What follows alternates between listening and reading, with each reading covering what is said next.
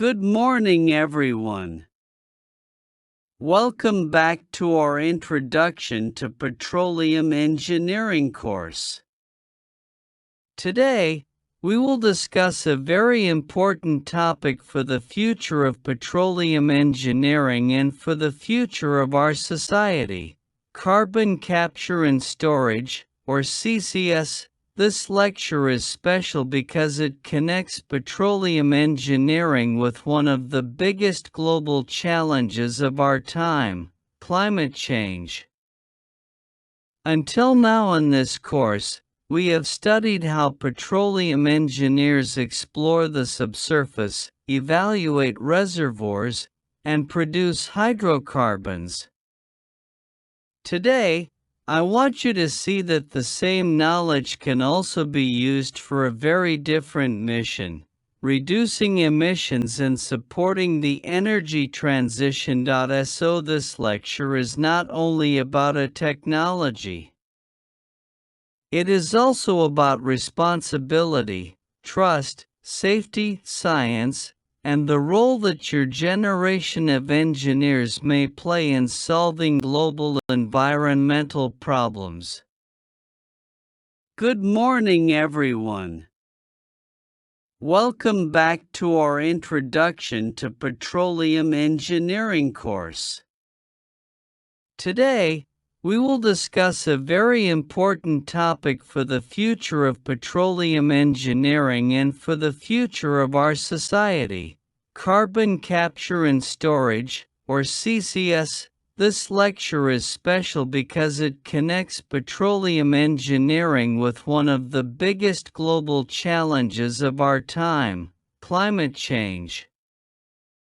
Until now in this course, we have studied how petroleum engineers explore the subsurface, evaluate reservoirs, and produce hydrocarbons.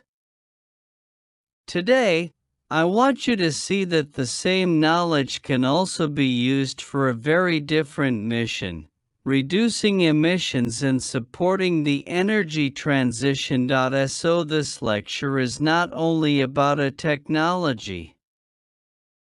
It is also about responsibility, trust, safety, science, and the role that your generation of engineers may play in solving global environmental problems. Today's lecture is organized into 4 major parts. First, we introduce the urgent need for CCS, why many people now say now or never. Second, we discuss geological carbon storage and the technical questions engineers must answer. Third, we move into public and societal concerns, because engineering success alone is not enough if society does not trust the process. Fourth, we look at CCS data analytics and intelligent modeling approaches, then close with summary and key messages. As you listen today, I want you to keep one big question in mind: can petroleum engineering become part of the climate solution? By the end of this lecture, I hope your answer will be yes. This slide begins with the real problem. One of the greatest environmental concerns facing society today is anthropogenic climate change. When carbon-based fuels burn in air, carbon reacts with oxygen and other components to produce carbon dioxide, carbon monoxide, and nitrogen oxides. Among these, carbon dioxide is the key greenhouse gas we focus on in CCS. I want you to understand that CCS is not a random technology. It is a response to a very specific problem. Modern society still depends heavily on fossil fuel-based systems: industry, cement, steel, chemicals, and large energy infrastructures that are difficult to decarbonize quickly. Even with renewable energy expansion, some sectors will continue to emit large volumes of CO2 for years or decades. That is where CCS becomes important. So the logic is simple. If we cannot eliminate all emissions immediately, then we must capture a significant fraction of them and keep that carbon out of the atmosphere. This slide visually reinforces the need for CCS. It reminds us that carbon emissions are not just abstract numbers in a report. They come from real industrial processes, real energy systems, and real human activity. The question is not whether emissions exist. The question is what we do about them. Let imagine society as a machine that has been releasing waste carbon into the atmosphere for more than a century. CCS is an attempt to intercept that waste stream before it becomes atmospheric damage. It is not the only climate solution, but for many sectors it may be one of the most practical and necessary ones. This slide shows the complete CCS chain: capture, transport, and storage. CO2 is captured from industrial facilities, compressed, transported often by pipeline, and then injected deep underground into suitable geological formations beneath a sealing layer. This is an important slide because it shows CCS is not only a subsurface technology. It is a system. First, the CO2 must be separated from flue gas or process streams. Then it must be transported safely. Finally, it must be injected into a reservoir with enough capacity, good injectivity, and secure containment. This slide makes one of the most important arguments in the lecture. Petroleum engineering can contribute directly to CCS. The structure of the petroleum industry, upstream, midstream, downstream, has many analogies to the CCS chain of capture, transport, and storage. Existing expertise, infrastructure, field practices, and engineering methods can help reduce cost and improve safety in CCS projects. This is a powerful message for students. Sometimes people think petroleum engineering belongs only to the traditional oil and gas era. But in reality, many of the same skills are extremely valuable for CCS. Drilling, well integrity, pressure management, geomechanics, subsurface imaging, fluid flow in porous media, and risk assessment are all core petroleum engineering strengths. So rather than disappearing, petroleum engineering can transform. It can become a discipline that not only extracts resources, but also helps manage carbon responsibly. This slide asks directly, how is petroleum engineering involved in CCS? The answer is that reservoir engineering knowledge can be transferred directly to geological carbon storage. Reservoir engineers already know how fluids move through porous rocks. They know how injection changes pressure. They know how seals behave, how wells are completed, how subsurface uncertainty affects development, and how to simulate flow over time. These are not small advantages. They are the foundation of successful storage design.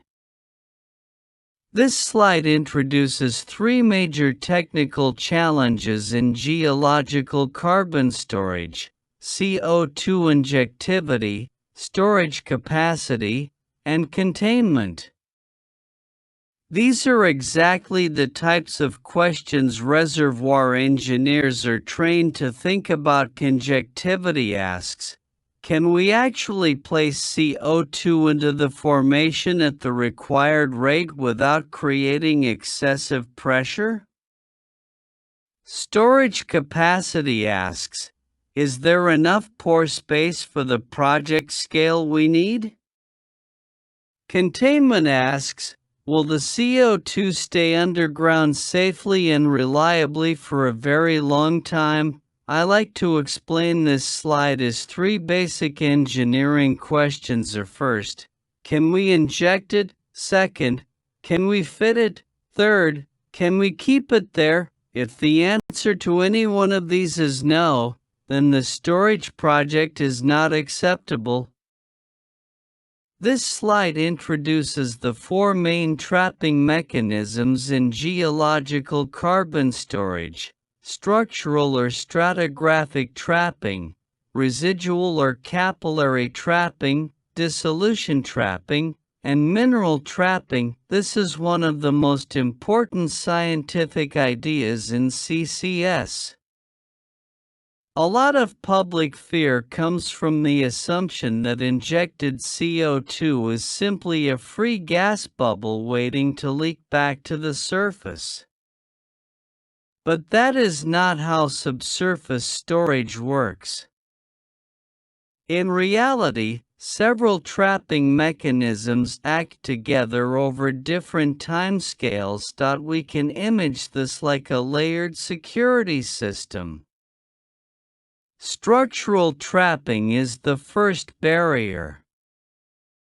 Residual trapping immobilizes CO2 in pore space. Dissolution transfers CO2 into brine. Mineral trapping eventually converts part of the carbon into solid minerals. So the security of storage is not based on only one mechanism. It is based on multiple interacting processes. This slide focuses on residual trapping. Here, CO2 becomes immobilized in pore spaces as disconnected ganglia or small bubbles after the plume migrates and brine re-enters part of the pore network. A nice way to explain this is to imagine trying to remove every tiny air bubble from a wet sponge. Some bubbles may move, but many remain trapped in small pore corners and throats. In porous rocks, capillary forces can trap CO2 in a similar way. This mechanism is important because it works even when the CO2 is no longer part of one large connected plume. It reduces mobility and therefore reduces leakage risk. In many storage systems, residual trapping becomes a very powerful intermediate-term security process. This slide shows dissolution trapping. In this mechanism, CO2 dissolves into formation brine over time. Once dissolved, it is no longer a separate buoyant CO2 phase in the same way. This process matters because dissolved CO2 is generally less mobile in terms of buoyant upward migration. In some cases, the resulting CO2-rich brine can even become denser in sink, which improves storage security further. This is a beautiful example of why CCS is a time-dependent process. Immediately after injection, free-phase CO2 may dominate. Later, more of it may be trapped residually or dissolved into brine. So storage security can improve with time. This slide introduces mineral trapping, where dissolved CO2 eventually reacts with minerals in the formation and forms stable carbonate minerals. Mineral trapping is often the slowest of the four mechanisms, but it is conceptually very important because it represents a very durable form of carbon storage.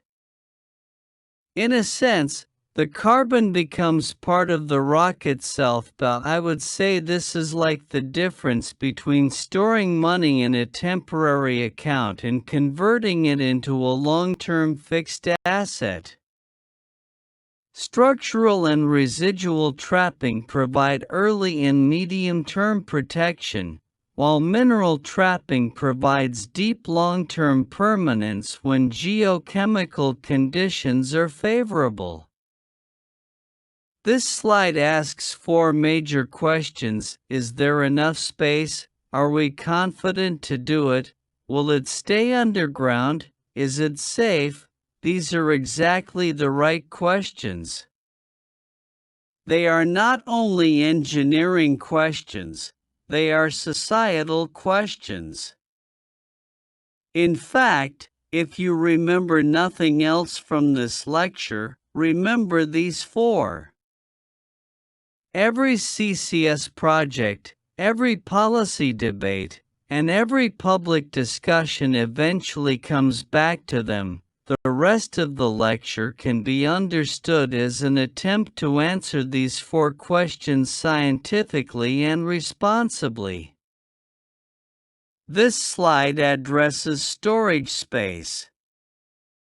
It mentions the CO2 storage resources catalog and the idea that prospective pore space may be very large globally, while also emphasizing that not all countries have equally suitable conditions and that site selection must be careful. This is an important nuance. When we say there is enough subsurface storage potential, that does not mean every underground formation is suitable. Storage capacity is not just a number. It depends on reservoir quality, thickness, depth, seal quality, pressure management, injectivity, and regulatory acceptance. So the answer is not simply yes, there is space everywhere. The better answer is, there appears to be significant storage potential globally, but practical usable capacity depends on careful technical selection and project design. This slide helps answer whether CCS is just a theory or something already demonstrated. It points out that CO2 has been injected at significant scale since the 1970s in some contexts, and that several million-ton scale projects such as Sleipner, Decatur, Weyburn, Insula, Quest, Santos, and Gorgon have already operated. It also notes emerging projects in Japan and Southeast Asia. This is a very useful response to skepticism. CCS is not just a laboratory dream. It has real industrial history. That does not mean every challenge is solved, but it does mean we are not starting from zero. For you, my students, the message is that confidence should come from evidence. And the evidence tells us that large-scale injection, monitoring, and long-term operation are already possible.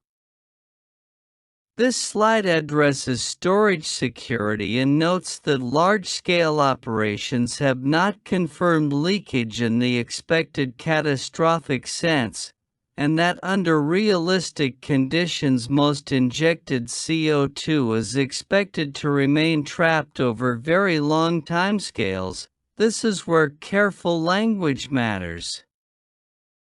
Engineers should not overpromise. We should not say there is zero risk, because nothing in engineering has zero risk. But we can say that under appropriate geological, operational, and regulatory conditions, storage can be highly secure. That is a much more credible and scientific message. Responsible confidence is stronger than exaggerated certainty. This slide discusses safety, highlighting that hazards to humans or ecosystems are generally considered minor and unlikely, especially under proper site conditions, while also reminding us that many studies assume leakage rates far larger than what is expected in deep well-selected formations. This is a good moment to explain that safety in CCS is not accidental. It comes from geology, engineering, monitoring, regulation, and risk management working together. The deeper point is that safety is not just about what happens underground. It is also about how we design wells, monitor systems, and respond to anomalies. So when people ask whether CCS is safe, the best answer is, it can be safe when it is carefully engineered, well regulated, properly monitored, and responsibly operated. This slide presents MY research achievements in predictive science-based AI, geomechanics integration, optimization workflows, smart decision-making, underground gas storage, and CO2 flux prediction. I would frame this slide as an example of how modern CCS research is evolving. Today, it is not enough to only run one simulation and report one answer. Modern projects need integrated workflows, geological modeling, simulation, optimization, risk analysis, monitoring design, and uncertainty quantification. This slide is exciting because it shows students that petroleum engineering research today is deeply interdisciplinary. It combines physics, computation, AI, geomechanics, and decision science. This slide shows a workflow for evaluating CO2 storage potential using geostatistics, reservoir simulation, and structural and residual trapping analysis, especially in regions with limited well data. This is a very realistic problem. In many CCS projects, we do not have perfect data. Some regions are undersampled. Some formations have uncertainty. But decisions still have to be made. That means the engineer must work intelligently with incomplete information. A great message here is, good modeling is not about pretending uncertainty does not exist. Good modeling is about building the best possible understanding while openly managing uncertainty. This slide shows the generation of databases for machine learning using geological parameters such as porosity, permeability, thickness, depth, salinity, residual gas saturation, together with operational data such as injection rate, injection time, and injection pressure. It also highlights that large numbers of simulation scenarios can be predicted rapidly. This is an excellent example of how modern petroleum data analytics works. First, engineers generate a structured database of many simulated scenarios. Then they train models to predict key outcomes such as structural trapping, residual trapping, and solubility trapping. After that, they can perform sensitivity analysis and uncertainty assessment much more efficiently. This is very interesting for you because it shows a new style of engineering workflow, not just one model, one run, one answer, but thousands of scenarios, learning patterns, and faster screening for decision-making. This slide shifts attention to geomechanics, showing issues such as caprock fracturing, well integrity, fault reactivation, and surface deformation, and emphasizing that CO2 injection changes the state of stress in the reservoir and surrounding formations. This is one of the most important slides in the entire lecture. Many people think CCS is only about where the CO2 plume goes. But pressure is equally important. Pressure changes can influence faults, stress states, and deformation. So in CCS, we are not only storing a fluid. We are perturbing a coupled geological system. That is why geomechanics matters so much.